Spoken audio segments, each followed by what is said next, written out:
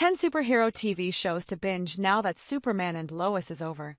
With the series finale of Superman and Lois, fans of DC Comics and superhero storytelling may need a new show to tide them over. Luckily, in this new golden age for comic book adaptations, there are plenty of options for viewers to choose from, including more than one featuring the Man of Steel. The finale of Superman and Lois didn't just end that series, but it also brought the most impressive run of DC Comics TV adaptations to an end. For nearly 20 years, and more counting the WB years, the CW was home to a number of bingeable series. Perhaps the most prominent ones are those in the Arrowverse, a suite of shows with shared continuity that first introduced Tyler Hoechlin as Superman and Elizabeth Tulloch as Lois Lane. However, these series are worth it on their own, as they each adopted different styles and tones, from dark to openly silly. While fans wait for James Gunn's Superman in 2025, they can watch hundreds of hours of stories about the world's finest heroes. After the success of the Avengers, Clark Gregg's Phil Coulson was resurrected for the first modern MCU television show, Agents of S.H.I.E.L.D.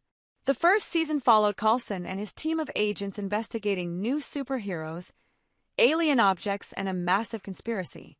However, the series didn't truly hit its stride until S.H.I.E.L.D. blew up in Captain America: The Winter Soldier. The series grew much more interesting when Coulson and company tried to save the world while also being fugitives from the U.S. government. Also, in the beginning, Agents of S.H.I.E.L.D. tried to keep pace with the MCU and tie into the events of the films when it could. However, as their production outpaced the films and Marvel Studios grew more secretive, the series started to go its own way. That's when the show truly started to shine, and it began to develop its characters and stories independent of what was happening on the film side of things. The series remains incredibly popular with fans, and Marvel Television head Brad Weindebaum says a revival isn't out of the question.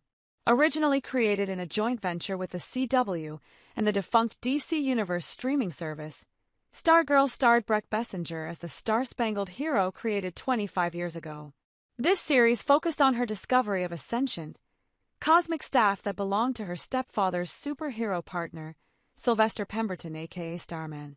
Throughout the show, Stargirl introduced a better JSA than Black Adam. Along with being a series about a superpowered group of kids, it was also a sweet family show that touched on a lot of the same themes as Superman and Lois. The most interesting thing about Stargirl is how the series avoids the biggest names in DC Comics, instead opting to adapt Bronze Age legacy heroes like Beth Chappell as Dr. Midnight, Yolanda Montez as Wildcat, and many others. It was a bright, cheerful series with intense action and well-produced visual effects. Had the series continued into Season 4, the JSA would have traveled the multiverse and met other heroes like the characters from Titans on HBO Max. Bessinger even cameoed in the latter series' final season. Still, Stargirl is a fun, family-friendly series with a definitive ending. Set 2 generations before the birth of Superman, the SyFy series Krypton sought to demystify Kal-El's home planet. Thanks to the intervention of Sean Seapos's Adam Strange, Seg-El, played by Cameron Cuff, knew his grandson would eventually become the galaxy's greatest hero. With a stacked cast featuring an Ogbomo, Ian McElhenney, Wallace Day, and Rupert Graves, people expected Krypton to be the best Superman show to date, even though Kal-El was never meant to appear. At first, Krypton was a Man of Steel prequel, but that idea was quickly shelved in favor of developing its own mythology. The show introduced the first live-action version of Lobo, and set up its characters to face off against Brainiac and General Zod. Despite reportedly being liked by Warner Brothers, the series didn't earn high enough ratings to continue. As the changes at Warner Brothers continued, the series' hope for revival quickly dimmed. Still, the first 2 seasons of Krypton are a unique look at Superman's home planet. The first live-action DC Comics series after Smallville took a relatively grounded approach to the story of Oliver Queen. Best known for starting the Arrowverse, Arrow was just a good series at first. Fans of the Emerald Archer slightly resented how close the protagonist resembled Batman. Arrow was even darker than the Dark Knight. He began his mission to clean up his city unafraid to kill the enemies he faced. Viewers watched as he soon rejected mortal violence and went from being a symbol of vengeance to a genuine hero. At first, Arrow didn't include any superpowers, but the show introduced a live-action Huntress and Deathstroke. Eventually, it spawned the Arrowverse, DC's greatest success when it comes to shared content. After Grant Gustin's Barry Allen was introduced in Arrow, the Flash pilot proved the Arrowverse could work. Just as Arrow was the Batman of this universe, the Flash was at first its Superman. Barry was a moral hero who inspired everyone to be their best selves. Yet, as an inexperienced hero, he made countless mistakes with far-reaching ramifications. Eventually, he assembled a team of heroes to help him keep Central City safe. What makes this series a good companion to Superman and Lois is how it also centers on a love story and involves the toll being a superhero takes on family. Running for 9 seasons, the show has its high and low points, but even the bad seasons have more redeeming qualities than they lack. The core of the series was Gustin's performance as a hero who always strived for the best, especially when he fell short. The Arrowverse crossovers led to the creation of a TV Justice League which was analogous to Marvel's Avengers. Yet, the heroes in DC's Legends of Tomorrow were more like the Guardians of the Galaxy. They were failed, misfit heroes and villains who were recruited to serve on a time ship and correct aberrations throughout history.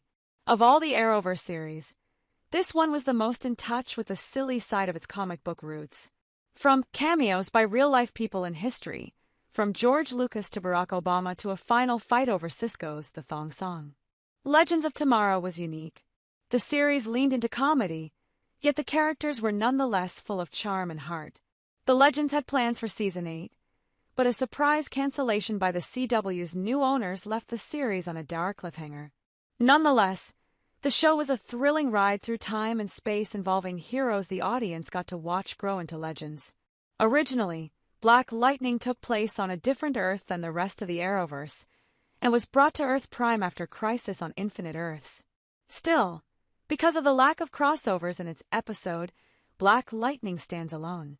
The series follows Cress Williams as retired superhero Jefferson Pierce, focused on his children and being a high school principal. When he starts his crime-fighting career again, he's quickly joined by his superpower daughters. Just like Superman and Lois, the superhero antics were secondary to the show's story about family, fatherhood, and love. Black Lightning does come to a definitive end after its 4 seasons, but the character continued living off-screen. In fact, Black Lightning joined the Flash for the series' crossover episodes during the pandemic. While ultimately part of a larger universe, Black Lightning was its own, standalone story. Originally created for CBS, Supergirl flew to a new home on the CW for Season 2, where Tyler Hoechlin made his first appearance as Superman. In this series, the Man of Steel is an established hero, and his younger cousin Kara Zor-El stayed hidden. Eventually, she becomes the Woman of Tomorrow facing off against Kryptonians, aliens, and other baddies like Red Tornado. The series was a sweet show, full of the kind of feel-good morality play Superman and Supergirl are known for. As a hero, Supergirl surpassed her more famous cousin more than once. The series also marked the first appearance of Elizabeth Tulloch as Lois Lane in the Elseworlds crossover.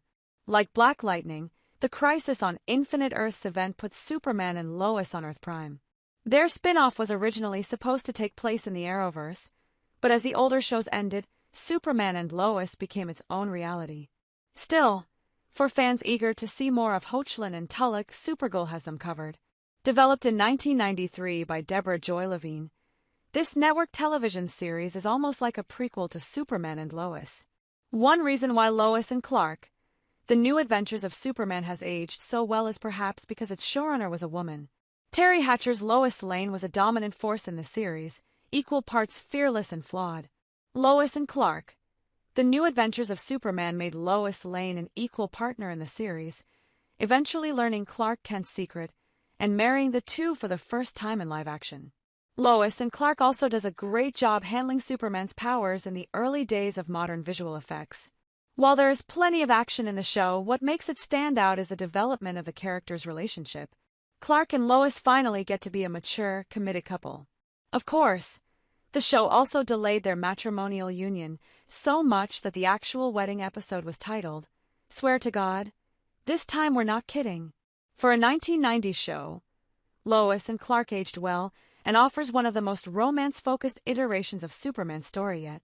While Clark Kent never donned his iconic suit until the final episode, Smallville introduced the first live-action Justice League in later seasons. The show also celebrated past iterations of Superman, including both